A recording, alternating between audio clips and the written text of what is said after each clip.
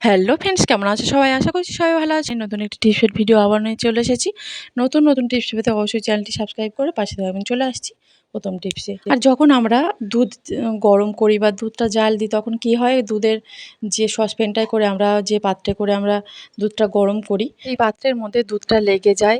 আর আমরা যদি যে পাত্রে করে দুধটা গরম করবো, তার আগে যদি আমরা একটু জল দিয়ে চারিদিকে নাড়িয়ে নিয়ে তারপরে আমরা দুধটা দিয়ে জালটা দিই দুধটা, তারপরে কিন্তু কোনো রকম দেখবেন আপনারা অবশ্যই কিন্তু এই টিপসটা বাড়িতে অ্যাপ্লাই করে দেখবেন। কোনো রকম কিন্তু যে পাত্রে করে আমরা দুধটা গরম করছি, পাত্রের গায়ে দুধটা লেগে থাকবে না, বা নিচে যেটা ধরে যায় সেটা ধরেও যাবে না।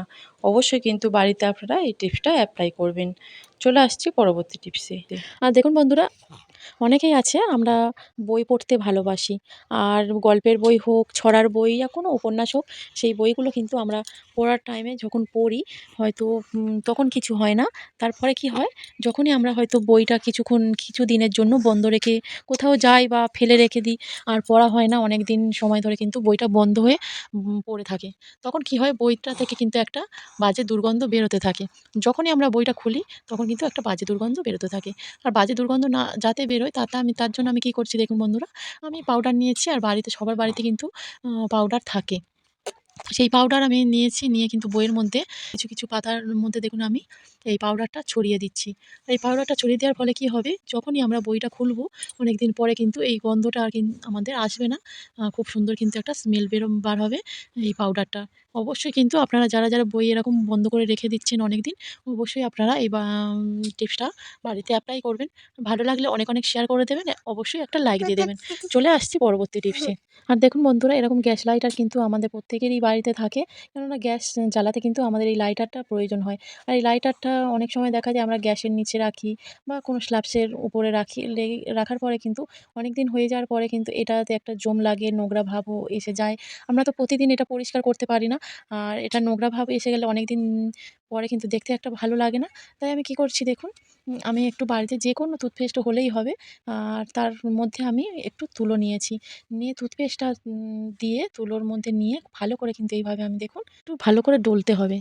আর ডলে নিলেই কিছুক্ষণের মধ্যে দেখা যাবে আমাদের কিন্তু গ্যাস লাইটারটা একদম পরিষ্কার হয়ে গেছে, নতুনের মতো কিন্তু চকচক করবে। তো দেখতেই পাচ্ছেন কেমন হয়েছে। আর তুলোটা আমি পরে দেখাচ্ছি কতটা নোংরা হয়ে গেছে। দেখুন ঘষছি, অনেক জায়গায় কিন্তু একদম পরিষ্কার হয়ে গেছে, সাদা হয়ে গেছে।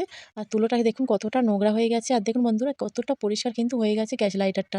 অবশ্যই কিন্তু আপনারা বাড়িতে এইভাবে যখনই গ্যাস লাইটার নোংরা হবে পরিষ্কার করে নেবেন। চলে আসছি পরবর্তী টিপসে। আর দেখুন বন্ধুরা, এরকম টুথপেস্টে যখন আমাদের শেষ হয়ে যায়, তখন কি হয়, আমরা কিন্তু ভিতর থেকে কিছুতেই নিতে পারি না এই টুথপেস্টগুলো। কিন্তু দেখুন নিচের দিকে কিন্তু অনেকটাই টুথপেস্ট আছে, যেগুলো আমরা কিন্তু কিছুতেই বার করতে পারি না।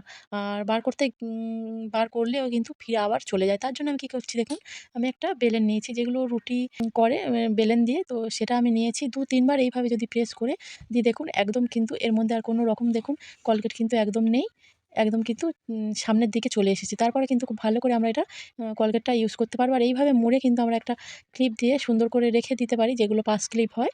তো না হলে আমরা এইভাবে সোজা করেও আমরা এটা রেখে দিতে পারি। যদিও বা কখনো আবার কলগেটটা পিছনের দিকে চলে যায়, আমরা কিন্তু আবারও যদি বেলেন দিয়ে ওইভাবে ২-৩ বার প্রেস করে নিই, ওটা কিন্তু চলে আসবে সামনের দিকে। অবশ্যই কিন্তু বাড়িতে এই টিপসটা এপ্লাই করবেন। চলে আসছি পরবর্তী টিপসে। আমরা যখনই গ্যাসে প্রথমে এই কড়াইটা বসাই, তখন কি হয়, জলটা থাকে, জল অনেকটা থাকার পরিবর্তে কিন্তু গ্যাস অনেকটাই খরচা হয়। তাই আমি একটা কাপড় নিয়ে দেখুন, সুতির একটা কাপড় যদি আগে থাকতে নিয়ে আমরা এইভাবে মুছে নিই, তাহলে কিন্তু গ্যাসটা খরচ অনেকটাই কমে যাবে, একদমই গ্যাসটা অল্প খরচ হবে। চলে আসছি পরবর্তী টিপসে। আর দেখুন বন্ধুরা, আমরা যখন এই গ্যাসেতে তরকারি রান্না করি, তো যে কোনো তরকারি, ডাল বলুন বা ডিমের তরকারি, মাছের তরকারি, এই তরকারিগুলো রান্না করার সময় আমরা খুন্তি কিন্তু এইভাবে রেখে দিই। যখনই রান্না করি, খুন্তি কড়ার উপর রেখে দেওয়ার ফলে কিন্তু খুন্তিতে একটু গরম হয়ে যায়। গরম হয়ে যাওয়ার ফলে কিন্তু আমাদের যখনই হাতটা দিই, তখন কি হয়, হাতের মধ্যে ছ্যাঁকা লাগে। আর তার জন্য কী করতে হবে দেখুন বন্ধুরা, যাতে না আমার হাতের মধ্যে ছ্যাঁকাটা লাগে। দেখুন বন্ধুরা, আমি একটা খুন্তিটা ভালো করে পরিষ্কার করে নিয়েছি। আর একটা আমি নিয়ে নিয়েছি মোজা। এই মোজাটা কিন্তু পুরাতন মোজা, অনেক দিন আমার কাজে লাগে না। আর ভালো করে কিন্তু পরিষ্কার আমি করে নিয়েছি, মোজাটা ধুয়ে পরিষ্কার করে নিয়েছি।